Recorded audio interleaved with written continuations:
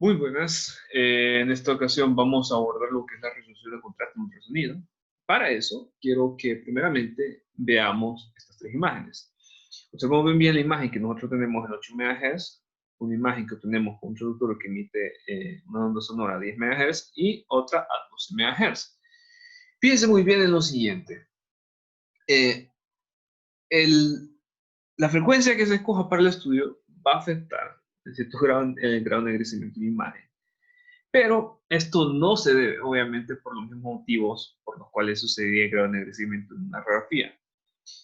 Sucede lo siguiente, y para eso quiero que retomemos a una de las primeras presentaciones, una de las primeras slides de esta presentación, que es esta de aquí. Fíjense bien en lo siguiente. Fíjense bien en el grado de amplitud que emite el traductor, un traductor de baja frecuencia, y en el grado de amplitud que emite el traductor de alta frecuencia. Observemos bien, hay una correlación. El traductor de baja frecuencia emite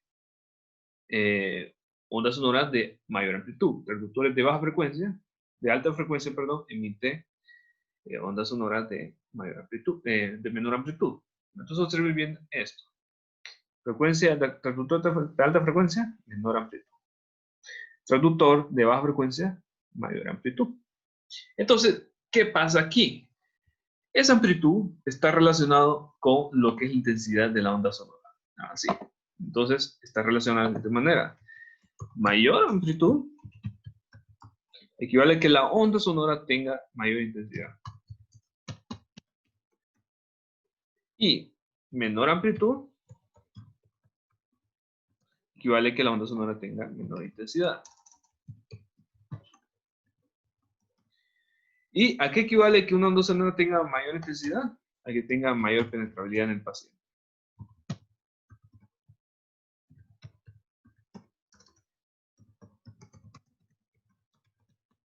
¿A qué equivale que la onda sonora tenga menor intensidad? A que tenga menor penetrabilidad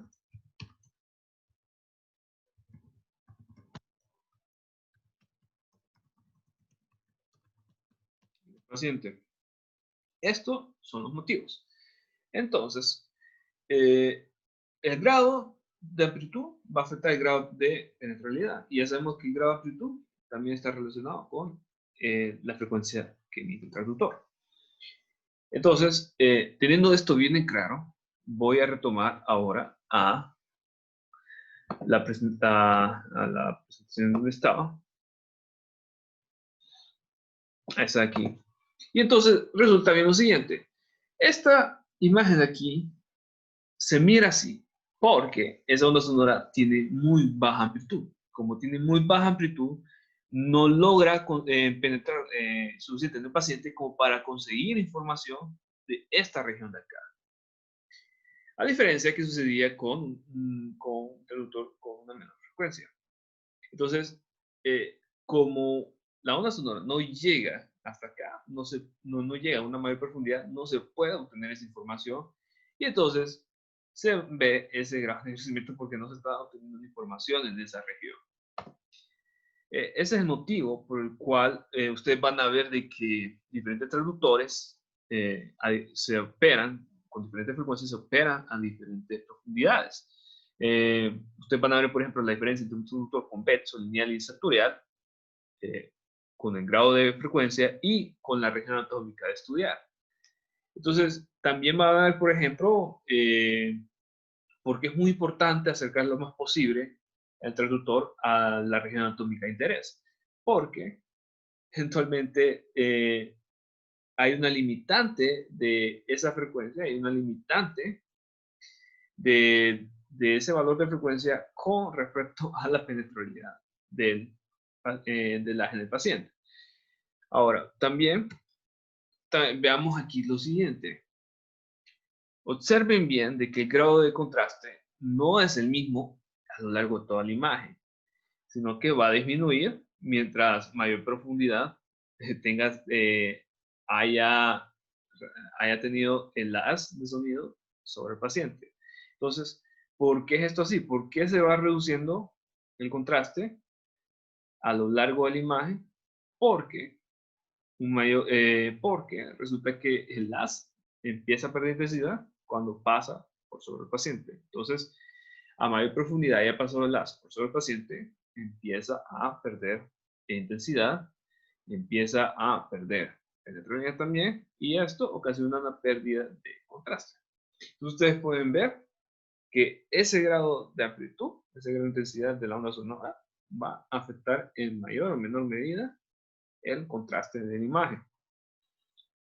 Ahora, vamos a introducir algo totalmente nuevo en esta modalidad, es el hecho de rango dinámico en decibeles. Sabemos muy bien lo que es el rango dinámico, pero queremos aplicar ese concepto a lo que es el estudio de ultrasonido.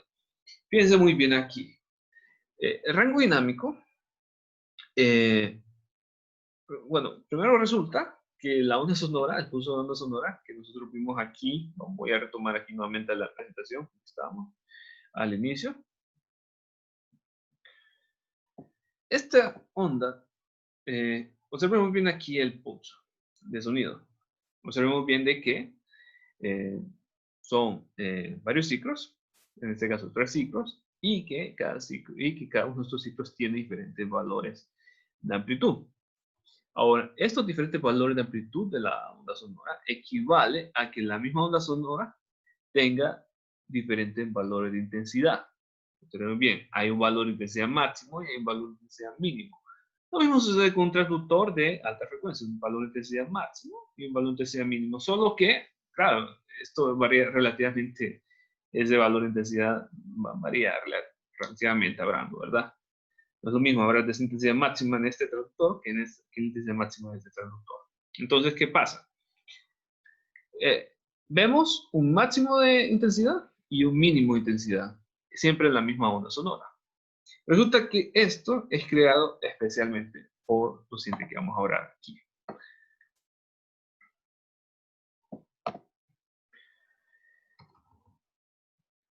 Resulta que como la onda sonora emite un rango de intensidad máxima, un rango de intensidad mínima, esto va a afectar la escala de grises que se va a observar en la imagen. Entonces, ¿qué sucede aquí? Esta ecuación me permite a mí ver esa escala de grises que nos va a permitir ver la imagen. Entonces, aquí tenemos rango dinámico en decibeles igual a 10 por logaritmo y paréntesis mayor intensidad entre menor intensidad. Ahora, esta es una ecuación que me va a permitir a mí ver esa escala de grises a través de esas variaciones de intensidad que emite la onda sonora. Para eso quiero que antes de hacer un breve análisis, quiero que hagamos este ejercicio. Ahora, observen bien lo que nos pregunta. ¿Cuánto es la escala de grises en decibeles del transductor? Si el transductor emitió pulsos de onda sonora con un máximo de intensidad de 1000 MHz y un mínimo de 100 MHz. Entonces, observen bien aquí el rango. Un máximo de 100.000 y un mínimo de 100 MHz. ¿Qué vamos a hacer eso? Lo vamos a introducir dentro de este logaritmo. Ahora, quiero recalcar una cosa, este logaritmo puede, yo espero, de que a estas alturas, porque ya han pasado matemática 2 y física 104, conozcan ya esto del logaritmo. Si tuviesen dudas cómo ingresar cómo utilizar este logaritmo en la calculadora, yo he grabado previamente un video para mostrarles cómo hacer esta operación dentro de la calculadora. Entonces, si tienen dudas sobre cómo hacer esta operación, les recomiendo pausar el video e ir directamente al video que le agrego yo en la plataforma que les va a enseñar a aplicar estos valores dentro de la calculadora. Dicho sea de paso, entonces asumo de que ya han visto ese video o ya conocen muy bien cómo introducir estos datos y continuamos con el ejercicio. Entonces, vamos a tomar 10 por logaritmo, paréntesis 100.000 entre 100. Y esto nos va a dar 30 decibeles. Decibel es la unidad que nos va a dar esta escala de grises en decibeles. 30 decibeles. Ahora vemos el otro ejemplo. ¿Cuánto es la escala de grises en decibeles del transductor que emitió en decibeles? El transductor emitió pulsos de onda sonora con un máximo de intensidad de 100.000 MHz y un mínimo de 0.1 MHz. Entonces, hago la misma operación, 10 por logaritmo, 100.000 entre 0.1 MHz. Esto en la calculadora lo introduzco y me va a dar 60, que va a ser 60 decibeles. Ahora, observemos bien, 30 decibeles y 60 decibeles. ¿Cómo me va a afectar eso a mí en la imagen? Veámoslo ahorita. Y entonces veamos la escala de grises, cómo afecta este valor de decibeles. Ustedes ven bien la imagen obtenida 30 decibeles y ustedes ven bien la imagen obtenida 60 decibeles. Obviamente esta imagen va a dar una mayor tonalidad de escala de grises que esta. Claro que esto, la escala de grises vista no va a ser la misma escala de grises vista en una tomografía. En una tomografía, por supuesto que la escala de grises va a ser extremadamente alta comparado con esto. Pero observen muy bien cómo afecta la imagen el hecho de ese rango de intensidades. Muy bien. Observen bien ese rango de intensidades. Observen bien el rango de intensidades aquí, en el primer ejemplo, y observen bien el rango de intensidades aquí en el segundo ejemplo. Partimos de una intensidad máxima de 100.000 MHz a una intensidad mínima de 100 MHz. Perdón, de 100 megawatts. Estoy con watts. Estos son megawatts. Y 100.000 megawatts y 100 megawatts. Observen bien esa diferencia. Ahora observen bien esta diferencia, este rango de 100.000 megawatts y 0.1 megawatts.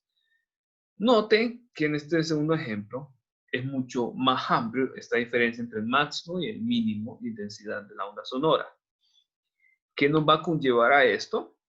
Según nuestro resultado de 60 decibeles, que se van a observar más escaleras. Entonces, ¿qué podemos concluir aquí? Que mientras más sea el rango de intensidades, mientras mayor sea el rango de intensidad máxima y mínima que emita la onda sonora,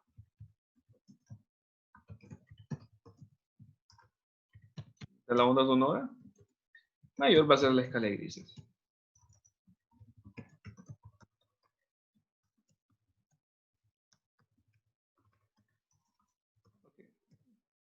¿Y de qué va a depender ese rango de intensidad máxima y mínima? Va a depender de cantidad de ciclos. ¿Por qué? Por lo siguiente, voy a poner pause aquí, voy a borrar esto y voy a retomar nuevamente la presentación inicial.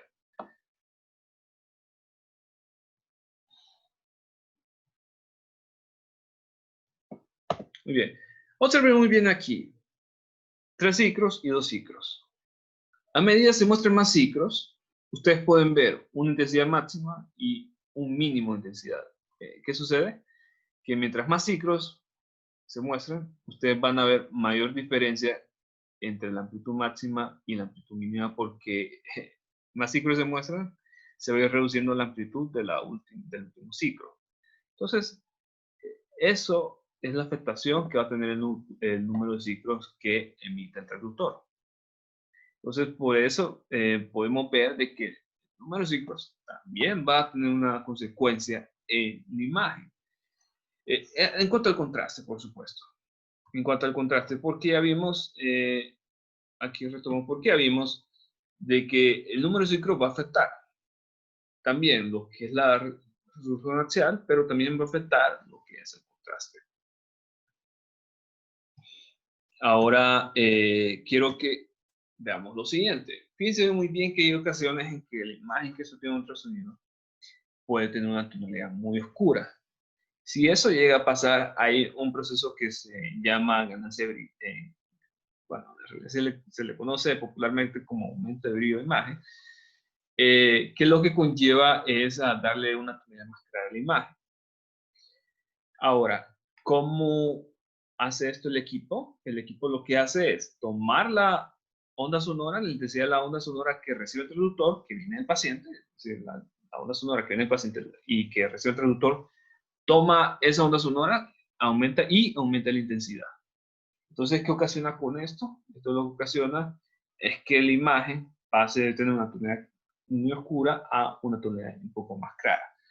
Entonces, la ecuación que nos va a permitir analizar eso va a ser esta que ustedes ven aquí, ganancia de brillo, va a ser igual a 10 por logaritmo de 10. Para esta intensidad, onda sonora de la intensidad sonora recibida aumentada e intensidad sonora recibida. ¿Qué significa esto? Observen bien. Intensidad sonora aumentada, es decir, la intensidad que se aumentó y la intensidad de la onda sonora que está recibiendo el traductor. Donde dice intensidad sonora recibida. Veamos un ejemplo concreto. Veamos aquí la intensidad de la onda sonora que recibe el equipo de 10 megawatts. Y para aumentar la claridad de la imagen, el equipo aumenta la intensidad a 100 megawatts. Entonces observen bien aquí que la ganancia de brillo va a ser igual a 10 por logaritmo de 100 entre 10. Y esto nos va a dar 10 decibeles. Ahora, veamos aquí el efecto que tiene el valor de la ganancia de brillo. Si la ganancia de brillo es baja, vamos a ver una imagen con tonalidad muy oscura. Si la ganancia de brillo es muy alta, vamos a ver una imagen con una tonalidad muy clara. Por supuesto que lo que se busca no es que esa ganancia de brillo sea tan alta, sino que sea dentro de un rango intermedio. ¿Por qué? Porque resulta que si esa ganancia de brillo es muy alta, lo que les va a dar a ustedes es pérdida de detalle en la imagen y mayor ruido en la imagen. Entonces hay que tener cuidado con eso, y si sucede que queremos aumentar la escala de brillo, entonces tenemos que dar un rango intermedio para evitar esas consecuencias negativas. Perfecto. Ahora, vistos lo que es la resolución de contraste, quiero que ahora abordemos lo que es el ultrasonido Doppler. Este ultrasonido Doppler sucede por un fenómeno físico que se llama efecto Doppler. Fíjense bien que el efecto Doppler, ustedes tal vez lo hayan percibido en algún momento, hayan sido bien observadores. Aquí lo voy a detallar de qué se trata eso. Fíjense muy bien. Sucede lo siguiente, voy a dar un ejemplo concreto. Imagínense una ambulancia que se escucha a lo lejos, ustedes la escuchan acercarse hacia ustedes, y pasa a ustedes esa ambulancia, y observen bien el cambio de tonalidad de la sirena. Cuando la ambulancia se acerca a ustedes y cuando la ambulancia se aleja de ustedes, ustedes van a escuchar un cambio de tonalidad en ese sonido. Eso es precisamente el efecto Doppler, el cambio de tonalidad que ustedes escuchan de ese sonido cuando se acerca el objeto, el movimiento, y cuando se aleja. Esto sucede porque ese objeto, cuando se acerca a ustedes, emite un sonido con una frecuencia, con una menor frecuencia, y cuando se aleja, ustedes captan un sonido con una frecuencia más alta. Entonces cambian ustedes ese sonido cambia de una tonalidad grave, de una tonalidad aguda a una tonalidad grave. Eso es precisamente el efecto Doppler. Ahora, resulta que el efecto Doppler se aplica en un ultrasonido porque obviamente estamos trabajando con ondas de sonido. ¿Dónde se aplica específicamente? Se aplica cuando se quiere analizar el flujo sanguíneo, torrente sanguíneo. ¿Por qué? Porque hay ciertas anomalías, hay ciertos problemas cardíacos que se necesitan analizar lo que es el flujo sanguíneo para poder detectarlas. Entonces resulta que cuando se quiere detectar lo que es el flujo sanguíneo, como el flujo sanguíneo está en constante movimiento, se da este efecto Doppler. Entonces, ¿qué sucede aquí? Fíjense bien aquí. Bien, esto es una ilustración que nos da una referencia de cómo es ese proceso. Tenemos el traductor, y el traductor obviamente emite la onda de sonido hacia el flujo sanguíneo, y hay una parte de ese sonido que rebota, es decir, que llega al flujo sanguíneo y tiene una parte de eco y vuelve nuevamente a lo que es el traductor. Ahora, ¿qué sucede? Esa frecuencia que está captando el transductor, ese sonido que está captando el transductor, va a variar la frecuencia si ese flujo sanguíneo se acerca al transductor o se aleja del transductor. De la misma manera que sucedía con este ejemplo. La frecuencia cambia si el objeto en movimiento se acerca a la persona o se aleja de la persona. Entonces, aquí sucede lo mismo. La frecuencia que capta el transductor va a variar si el flujo sanguíneo se acerca al transductor o se aleja del transductor por efecto Doppler. Entonces, esa consecuencia sucede. Ahora, resulta que lo que se quiere obtener del flujo sanguíneo es la velocidad. Entonces, a través de esa velocidad es donde se determina si hay ciertas anomalías que pueden conllevar a un problema, por ejemplo, del corazón. Dando un ejemplo, una obstrucción, por ejemplo, por ejemplo, una obstrucción por ejemplo, que puede darse una arteria coronaria, dando un ejemplo, también puede indicar esa anomalía en la velocidad del flujo sanguíneo. Entonces, lo que se desea obtener es la velocidad del flujo sanguíneo. Eso es precisamente lo que se visualiza en una ecografía Doppler o ultrasonido Doppler, lo que es la velocidad del flujo sanguíneo. Ahora, fíjense bien que tenemos primeramente lo que es el Doppler color, que el Doppler color, ustedes lo que ven es una tonalidad roja o una tonalidad azul, dependiendo de si el flujo sanguíneo se está acercando o alejando del transductor. Si se acerca al transductor, ustedes lo que van a observar es color rojo. Si el flujo sanguíneo se aleja del transductor, ustedes lo que van a observar es color azul. Entonces ustedes pueden ver aquí que el flujo sanguíneo aquí se está acercando al transductor y aquí se está alejando. Y aquí ustedes pueden ver un rango de velocidad del flujo sanguíneo de acuerdo a la región. Entonces, eso es lo que se obtiene en la ecografía Doppler. Y en la ecografía Doppler cruzado continuo, lo que se obtiene es una gráfica. Una gráfica de los diferentes valores de velocidad del flujo sanguíneo con respecto al tiempo que se está midiendo en ese momento. Ahora, perfecto. Como lo que se quiere obtener en ese ultrasonido Doppler es la velocidad del flujo sanguíneo, hay que saber muy bien qué factores van a estar afectando esa velocidad del flujo sanguíneo. Entonces, para eso les presento esta ecuación para que analicemos lo siguiente. Fíjense aquí, la velocidad del flujo sanguíneo va a depender de lo siguiente: la frecuencia de Doppler, que es básicamente, se lo digo así, esta frecuencia de Doppler es el grado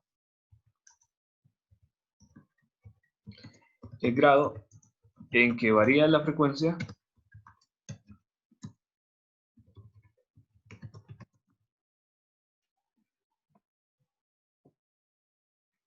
aquí lo de un objeto en movimiento.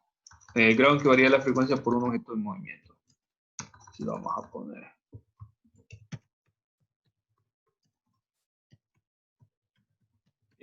Dando un ejemplo, por ejemplo, el caso de la sirena.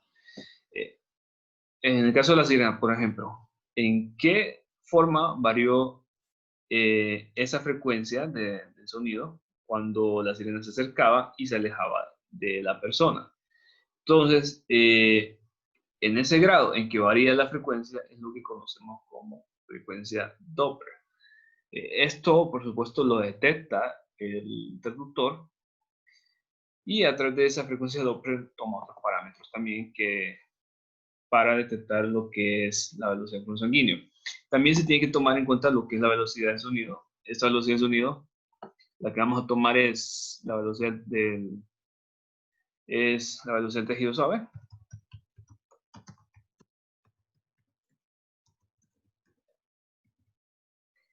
que es 1540 metros de segundos. Y fíjense bien aquí que va también a variar de la frecuencia del interruptor.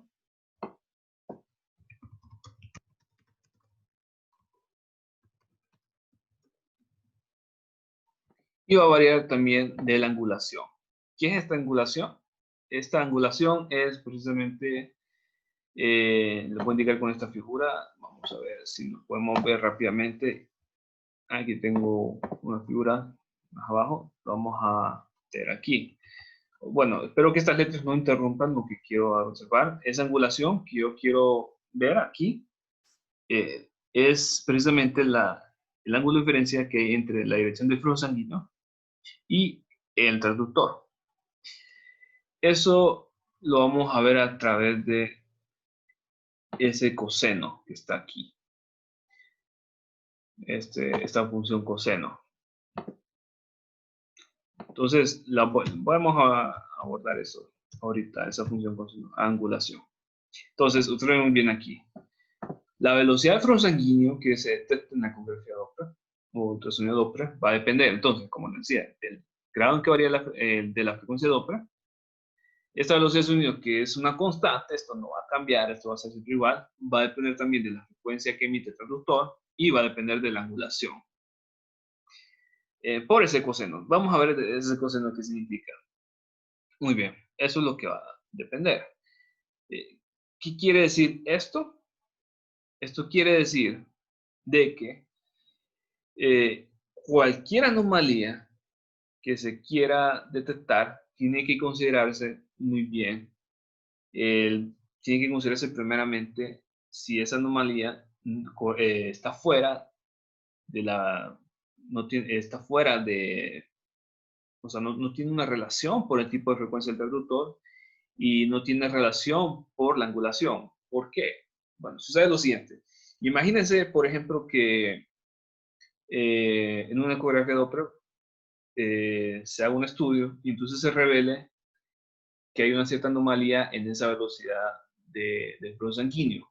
Ahora, puede suceder lo siguiente, que si no se tomó la angulación correcta, esa anomalía en esa velocidad del sonido no puede indicar un problema de salud, por ejemplo, sino que puede indicar un problema de error del estudio, que no se tomó la angulación correcta, o también puede ser de que no están considerando que lo están haciendo a una diferente frecuencia. Entonces, se tiene que tomar en cuenta estos parámetros para saber muy bien si la velocidad del flujo sanguíneo que están teniendo ustedes, si hay una anomalía, puede ser debido a que de verdad hay un problema de salud o puede ser debido a que hay un error en el estudio, porque está tomando una mala angulación o se está tomando un valor que no corresponde a la frecuencia con que se está emitiendo el transductor. Entonces, estos valores van a depender, claramente. Ahora, quiero que veamos rápidamente un ejemplo y veamos este ejemplo aquí para salir de dudas. Entonces tenemos en el ejemplo, el transductor emite una frecuencia de 7 MHz y registra una frecuencia Doppler de 1.6 kHz. Se estima que el ángulo entre la arteria de estudio y el transductor sería de 60 grados. ¿Cuánto debería ser la velocidad de flujo sanguíneo que registra el equipo? Esto es un ejemplo claro. Trato de aplicar esto con valores que pueden darse en lo que es la práctica. Entonces, quiero que tomemos primero ese 60 grados y lo añadimos al coseno. ¿Cómo es esto en la calculadora? Si no sabe, no ha tenido experiencia previamente, le recomiendo dar pausa a este video y ver un video de cómo ingresar sus datos en la calculadora, que lo añadí en la plataforma. Sí es muy importante que sepa cómo hacerlo, porque en el examen esto puede conllevar algún error. Hay que saber cómo hacer esto. Sí recomiendo que vean ese video inclusive si ya saben cómo operar este coseno en la calculadora. Quiero que vean ese video porque ahí les enseño cómo configurar su calculadora para que les indique el valor correcto. Si su calculadora les da coseno 60 y no les da 0.5, es que está mal configurada. Entonces hay que configurarla correctamente. Ahora vamos a tomar ese sistema de ejercicio y lo vamos a expresar a 7 por 10 a la 6 segundos inversos. Esto ya lo hemos visto anteriormente en procedimientos anteriores. El de kilohertz. Kilohertz, ¿qué significa kilohertz? 1 por 10 a la 3 hertz. Entonces, en vez de decir 1.6 kilohertz, vamos a decir 1.6 por 10 a la 3 hertz. Esto va a ser igual a 1.6 por 10 a la 3 segundos inversos. Esto nos va a llevar velocidad del flujo sanguíneo igual a 1.6 por 10 a la 3 por 1540 en por segundo. Recordemos que esta es la velocidad del sonido en tejido suave que corresponde dentro de esta ecuación. Y tendríamos 2 por 7 por 10 a la 6 segundos inversos por 0.5 que es coseno. ¿Observen bien? Coseno. Ingreso estos datos en la calculadora, nada, 0.25 metros por segundo. Este es el valor que corresponde. Y finalmente, aclaro que lo que usualmente se adquiere ya para fines de estudios, ya para fines prácticos, usualmente lo que se escoge es una angulación de 60 grados entre la dirección del flujo sanguíneo y lo que es el transductor. Para efectos prácticos se escoge esta angulación regularmente. Muy bien. Eso ha sido todo. Espero que esta explicación les ayudara a su estudio. Cualquier duda o consulta, no duden en comunicarse conmigo. Bueno, eso es todo realmente y éxito en sus estudios. Feliz día.